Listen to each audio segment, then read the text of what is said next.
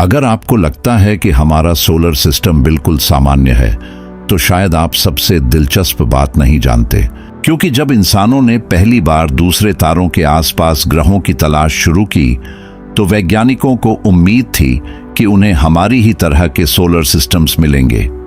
एक सन जैसा तारा, उसके पास छोटे रॉकी प्लैनेट्स और बहुत दूर जुपिटर जैसे बड़े गैस जायंट्स। लेकिन यूनिवर्स ने कुछ और ही कहानी दिखाई।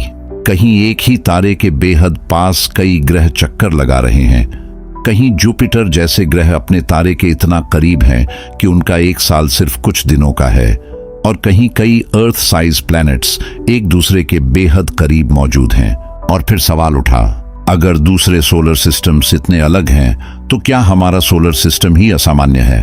और अगर ये सच है, तो एक और ज्यादा बड़ा सवाल सामने आता है, क्या हमारे सोलर सिस्टम की यही अजीब व्यवस्था अर्थ पर लाइफ के लिए जिम्मेदार हो सकती है? आज हम इसी रहस्य को शुरुआत से समझेंगे, लेकिन वीडियो के अंत तक एक बात का जवाब आपको खुद देना होगा।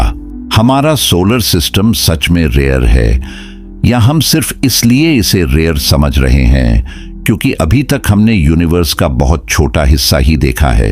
लगभग 4.6 अरब साल पहले हमारा सोलर सिस्टम आज जैसा बिल्कुल नहीं था।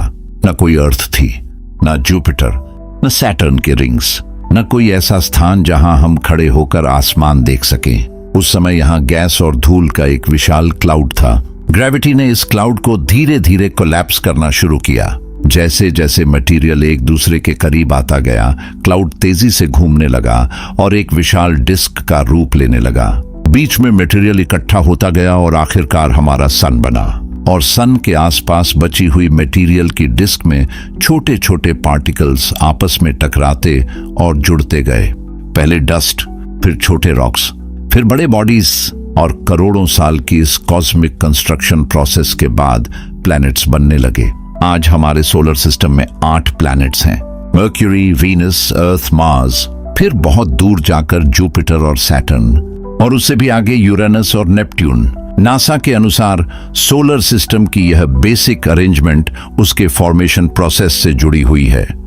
अंदर के गर्म रीजन में रॉकी प्लैनेट्स बने, जबकि दूर के ठंडे रीजन में आइस और गैस ने बड़े प्लैनेट्स बनने में मदद की। NASA science function. पहली नजर में यह व्यवस्था बिल्कुल नेचुरल लगती है, लेकिन जब वैज्ञानिकों ने दूसरे स्टार्स को देखना शुरू किया, तब कहानी बदल गई। 1990s के बाद एस्ट्रोनॉमर्स ने हमारे सोलर सिस्टम के बाहर प्लैनेट्स खोजने शुरू किए। इन प्लैनेट्स को कहा गया एक्सोप्लैनेट्स, और जैसे जैसे इनकी संख्या बढ़ी, वैज्ञानिकों को एक सरप्राइजिंग चीज दिखाई देने लगी। दूसरे प्लैनेटरी सिस्टम्स हमारी कल्पना से कहीं ज्यादा डाइवर्स हैं। कुछ सिस्टम्स में प्लैनेट्स अपने स्टार के बेहद करीब घूम रहे हैं, कुछ में कई प्लैनेट्स इतने पास हैं कि उनके ऑर्बिटल पीरियड्स कुछ दिनों के हैं, कुछ प्लैनेट्स अर्थ से बड़े लेकिन नेपट्यून से छोटे हैं, और कुछ प्लैनेट्स ऐसे स्टार्स के आसपास घूम रहे हैं जो हमारे सन से बिल्कुल अलग हैं। नासा के अनुसार 2026 तक 6000 से ज्यादा एक्सोप्लैनेट्स कंफर्म हो चुके हैं, और इनसे पता चला है कि प्लैनेटरी सिस्टम्स कई अलग अलग शेप्स और अरेंजमेंट्स में मौजूद हो सकते हैं, हमारी कल्पना से कहीं ज्यादा डाइवर्स हैं। कुछ सिस्टम्स में प्लैनेट्स अपने स्टार के बेहद करीब घूम रहे हैं, कुछ में कई प्लैनेट्स इतने पास हैं कि उनका एक पूरा साल सिर्फ कुछ ही दिनों में खत्म हो जाता है। कुछ प्लैनेट्स अर्थ से बड़े लेकिन नेपट्यून से छोटे हैं, और कुछ सिस्टम्स ऐसे हैं जिनकी पूरी आर्किटेक्चर हमारे सोलर सिस्टम से बिल्कुल अलग दिखाई देती है। यानी हमारा सोलर सिस्टम यूनिवर्स में मौजूद प्लैनेटरी सिस्टम्स का एकमात्र पॉसिबल डिजाइन नहीं है, लेकिन यहीं से एक बेहद दिलचस्प सवाल पैदा होता है। अगर दूसरे सोलर सिस्टम्स इतने अलग अलग तरीके से बन सकते हैं, तो हमारा सोलर सिस्टम आखिर ऐसा ही क्यों बना?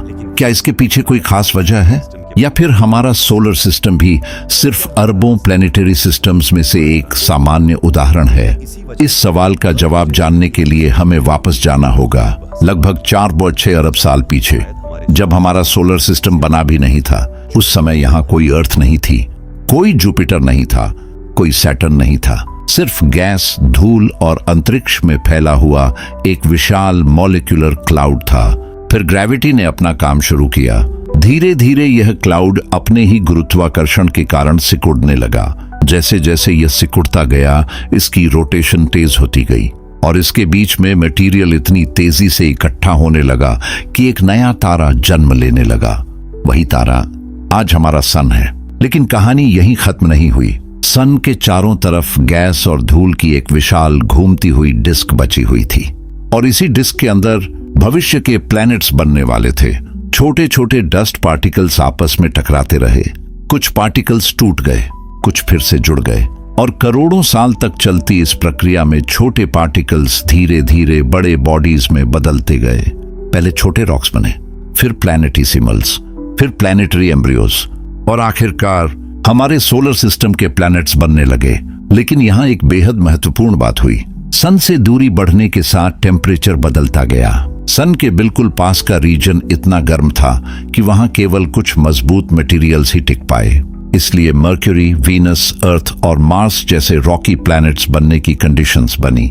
लेकिन जैसे जैसे हम सन से दूर जाते हैं, टेम्परेचर कम होता जाता है, और एक ऐसी सीमा आती है जहां पानी जैसी चीजें आइस के रूप में मौजूद रह सकती हैं। इसी रीजन को वैज्ञानिक ब्रॉडली स्नो लाइन कहते हैं, और स्नो लाइन के बाहर बहुत ज्यादा आइस और दूसरे वॉलेटाइल मटेरियल्स उपलब्ध थे।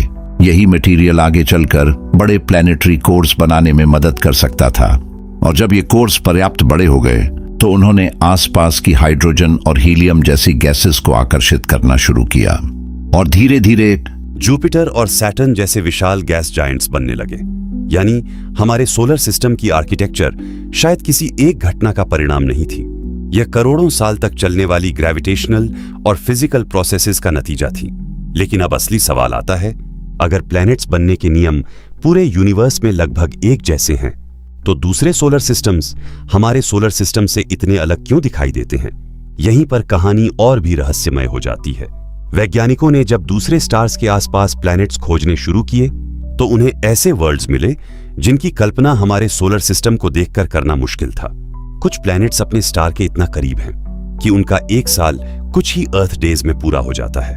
कुछ प्लैनेट्स अपने स्टार से इतनी गर्मी प्राप्त करते हैं कि उनकी सरफेस कंडीशंस बेहद एक्सट्रीम हो सकती हैं, और कुछ सिस्टम्स में कई प्लैनेट्स एक दूसरे के बेहद करीब ऑर्बिट करते हैं। इन डिस्कवरीज ने साइंटिस्ट्स को एक बात साफ समझा दी, प्लैनेटरी सिस्टम्स बनने का सिर्फ एक रास्ता नहीं है। लेकिन फिर अगर हमारे सोलर सिस्टम के बनने के कई पॉसिबल रास्ते थे, तो क्या हमारा रास्ता अनकॉमन था? और अगर अनकॉमन था, तो क्या इसी वजह से अर्थ जैसी दुनिया अस्तित्व में आ पाई? यही वह सवाल है जिसका जवाब हमें शायद हमारे सोलर सिस्टम के सबसे बड़े प्लैनेट जुपिटर की कहानी में मिलता है।